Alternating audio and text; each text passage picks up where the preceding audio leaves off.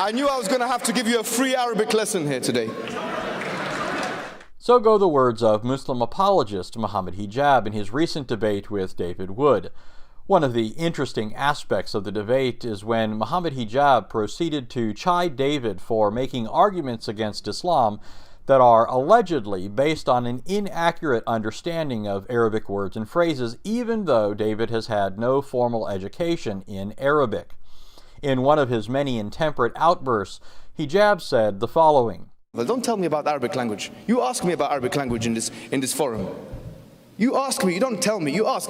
In addition to this, Mohammed Hijab claims that David's comments or arguments based on the Old Testament text are inaccurate vis-a-vis the support they give for the doctrine of the Trinity because, once again, David has had no formal education in Hebrew.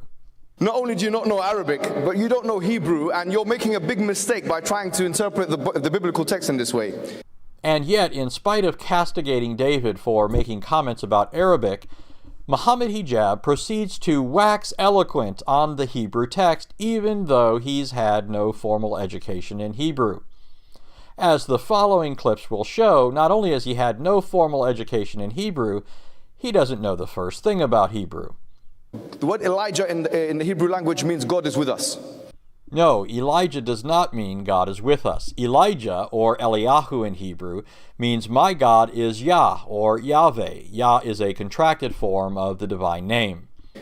There's two words for spirits in the Hebrew language, ruh, which is the same as the Arabic, and the ruach. No, there are not two different words for spirit in Hebrew, ruah and ruach.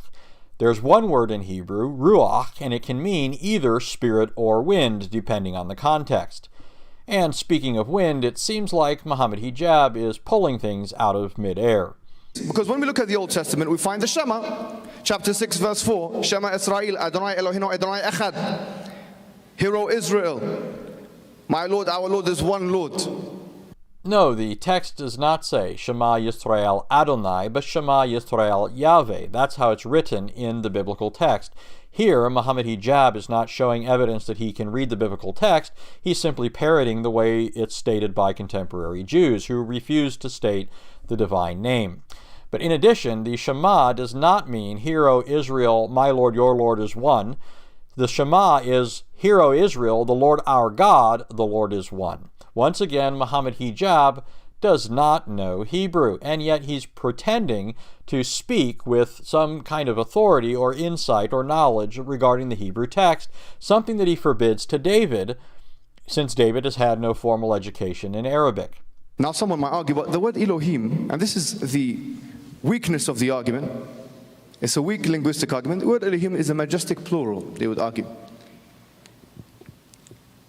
Look, there are 9,000 pronouns in the Bible which relate to God's name. Let's take, for example, Genesis chapter 1, verse 1. Bereshit, Bereshit, Bara, Elohim. The word Bara means He created.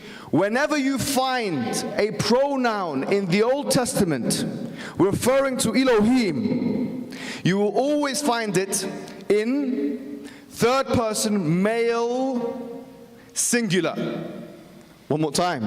Third person male singular. You don't find a plural version of that. You don't find a pronoun which is pluralized. There are at least two problems here. In the first place, while the word bara indeed means he created, it's not a pronoun in Hebrew, it's a verb. It's an affixed third-person masculine singular form of the verb he created. More significantly, if that's not significant enough and not clearly an indication that Mohammed Hijab doesn't know Hebrew, is Mohammed Hijab's unargued assertion or ignorant claim that whenever you have the plural noun for God used in the Old Testament, Elohim, it's always used in conjunction with a singular term. He says pronoun, but he really should be saying verb. But the problem is that's not correct. There are numerous instances where the Old Testament uses Elohim in conjunction with plural verbs. For example, in Genesis 20:13, where it says, "And it came about when God caused me to wander from my father's house," the verb caused to wander is a third common plural. used in reference to Elohim, and literally means they caused to wander.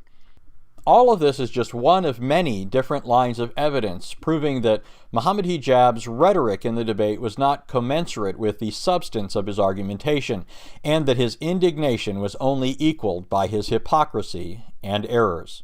Oh, and to Mohammed Hijab, I would return the favor and say you're welcome for the free Hebrew lesson, but since you've now been exposed for pretending to know Hebrew, it seems more appropriate to say you're paying for it.